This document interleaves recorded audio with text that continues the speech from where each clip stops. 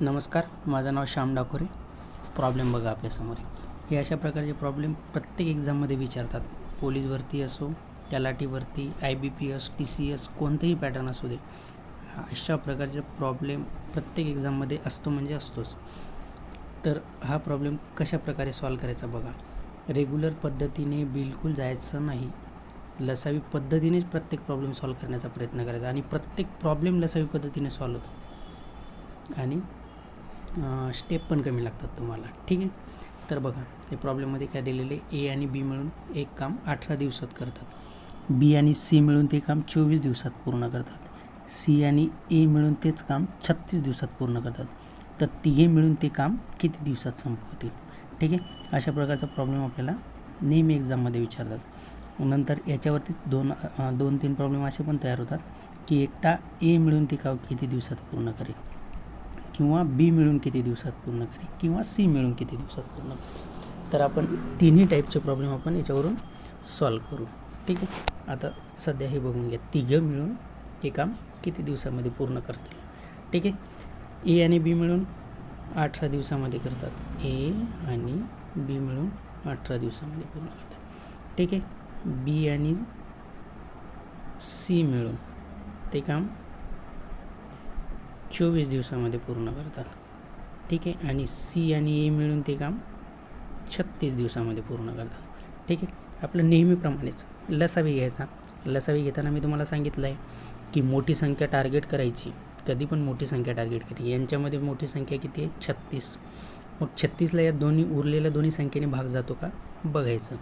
18 दोन्ही 36, 18ने तर जातो, पण 24ने जातो का, नाही जाणार. 24ने जात नाही. म्हणून काय करायचं, पाढा म्हणत जायचं, मोठ्या संख्येचा पाढा म्हणत जायचं. ठीक आहे. 36 दोन्ही 72. आता 72ला बघायचं 18 24ने भाग जातो का. 18 चूक 72 आणि 24 त्रिक 72 आणि 36ने पण भाग जातोच.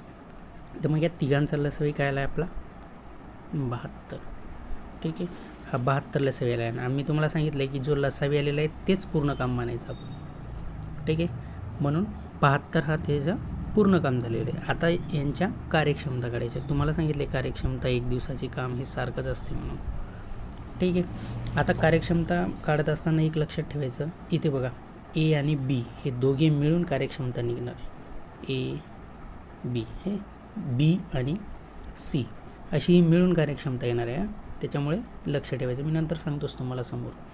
ठीक आहे. आता यांची कार्यक्षमता काढायची. कार्यक्षमता काढत असताना काय करायचं, पूर्ण काम भागीला लागणारा वेळ.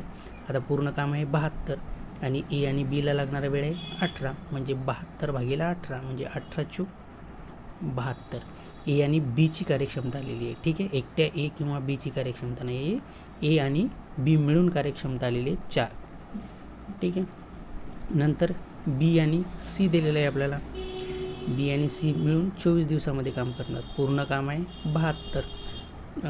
तर त्यांची कार्यक्षमता किती आहे, 24 त्रिक 72. आणि सी आणि ए 2 दिवसामध्ये करतील. हे त्यांच्या कार्यक्षमता आलेल्या आहे. इथे बघा ए परत झालेलं आहे. 2 वेळेस ए, 2 वेळेस सी झालेला आहे आणि 2 वेळेस बी पण झालेलं आहे. हे बघा सी बी. ठीक आहे. हे सगळे 2 वेळेस झालेले आहेत. ठीक आहे. म्हणून काय करायचं, 2 ए अधिक बी अधिक सी ट्वाईस ABC बरोबर. या तिघांची कार्यक्षमता किती, यांची सर्वांची बेरीज करायची. 4 3 आणि 7. 4 आणि 3 7 आणि 2 9. ठीक आहे. म्हणून आता फक्त ABCची कार्यक्षमता काढायची. आता ABCची कार्यक्षमता हे 2 जे इकडे भागिले जातील, म्हणून ए अधिक बी अधिक सी आणि हे 2 काय होतील, इकडे भागिले जातील. आता ही आली या तिघांची कार्यक्षमता. आता हे तिघे मिळून ते काम किती दिवसात पूर्ण करतील हेच विचारलं आहे आपल्याला. पूर्ण काम आहे 72 आणि तिघांची मिळून कार्यक्षमता आलेली आहे एवढी, 9/2. आणि आपल्याला माहिती आहे छेदाचा छेद काय असतो, अंश असतो. म्हणून हा 2 जे भागिलेमधला आहे तो वर जाईल. ठीक आहे. मी त्याला मिटवून टाकतो आणि हा 2 काय जाईल इथे येऊन गुणिले. ठीक आहे. आता भाग तोडला आपण. 9 8 72 आणि 8 2 16. हे 16 झालं त्याचं ॲन्सर. आता हेच प्रॉब्लेम जर तुम्ही रेग्युलर पद्धतीने सॉल्व करायचा प्रयत्न केला तर खूप कॉम्प्लिकेटेड जाईल. ठीक आहे, कारण ए आणि बीचं काम 18 म्हणजे 1/18, 1/24, 1/36, मग नंतर परत लसावी काढायचा, नंतर क्रॉस मल्टिप्लिकेशन. ही प्रोसेस एवढी लंबी जाऊन जाते, तेवढा टाईमच नाही राहत आपल्याला परीक्षेमध्ये सॉल्व करण्यासाठी, तेवढा टाईम नसतोच.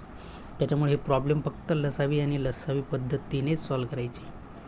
ठीक आहे, तेव्हाच तुम्हाला टाईम पुरेल आणि याचे चुकायचे चान्सेस खूप कमी राहतात, कारण स्टेपच इतक्या छोट्या छोट्या स्टेप येतात, याच्यामध्ये चुकायचे चान्सेस खूप राहतात.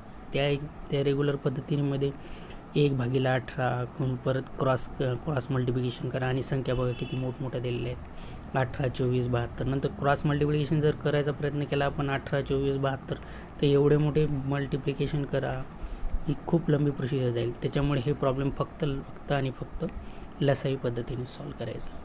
ठीक आहे, थँक्यू.